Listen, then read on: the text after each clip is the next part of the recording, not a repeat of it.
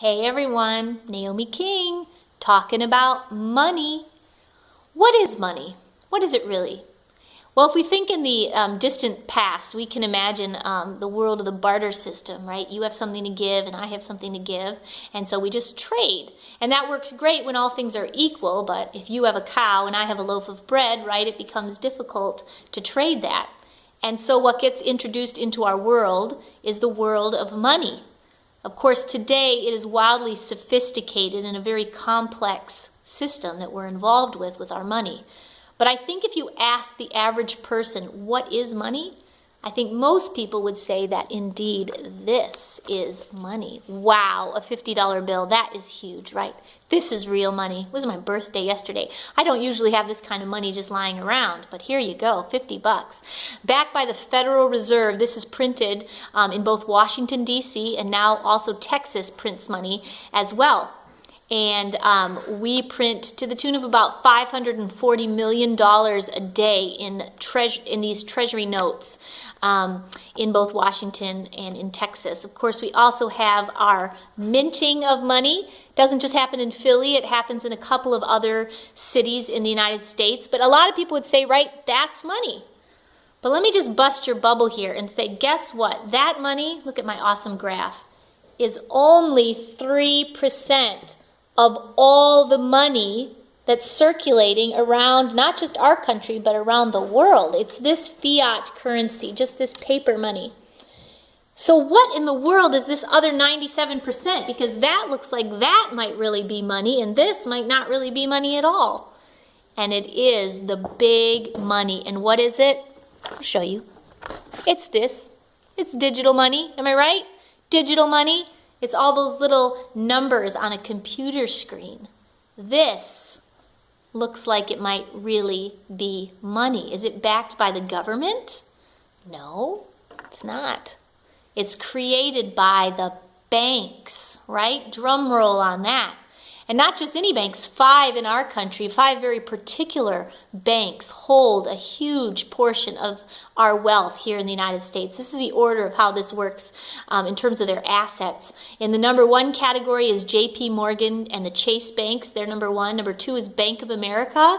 Then it goes Wells Fargo, Citi, and then USB, Bancorp. It's interesting. I used to be with a small independent bank. I thought they were independent. Oh no, they were owned by Bancorp Bank. It's funny, we have this illusion of all this choice, but these guys pretty much own a huge portion. The total assets are between $9 and $10 trillion of money that they control. And when you get your head wrapped around that, that helps you understand that we are indeed in what is known as a debt-based money system. What does that mean, a debt-based money system? It means that if you went into a bank today and you wanted to take out a car note of $10,000, let's say a loan, did you think that the banker said, just wait right there 1 second, let me go back there and grab $10,000 out of our vault in the back and we'll just give you $10,000? No, that's not at all the way that it works. What actually happens is what's known as fractional reserve lending. It's a fancy way to say that in the back vault, they only had about a fraction of all the money that they can actually lend out to you and I. And so what actually creates money is the creation of a loan. It's the creation of the loan and your signature upon that bank deposit that makes loans and money just appear like magic. It's called the creation of money. Let there be money, psh, and there was money. It works just like that. It's kind of a creepy process if you really think about it, but that is the system that we have created in this nation. And of course, they're going to get their money back, not just $10,000 for your car, but they're going to get back interest, pure profit to the bank. And this is the system that we have set up. This is the system we've all decided, right, that we want. This debt-based money system. And it's funny that everybody always gets upset when they hear about, oh, we're going to hit the debt ceiling. When the reality is, we're always going to hit the debt ceiling if we're growing. Because it doesn't take money to make money. It takes debt to make money. So there'll always be more debt in this system than there will be money. That's the way that we've set it up. Does this make you feel a little bit strange? Do you believe me? Does this sound untrue? I want to read to you a quote from a correspondent for the Financial Times of London. He is very cynical about this system. This is how he described it. His name is Martin Wolf, and he is a very smart man. This is how he described it. The essence of the contemporary monetary system is the creation of money out of nothing by private banks, often for foolish lending, end quote. The essence of our money system is the creation of money out of nothing by private banks, often for foolish lending. This is unbelievable, right? And it makes me feel uneasy. Does it make you feel that way too?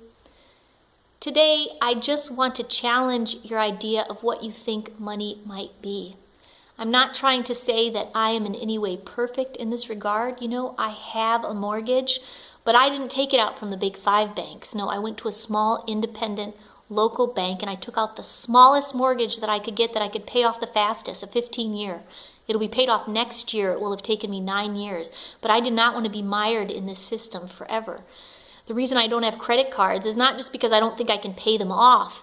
It's because I understand that all the little perks and add-ons that they give me, it's because other people are falling further and further behind. And I don't want to be a part of such a system. Today, I just want you to think a little bit about it. Just think about what is money. Just think about it.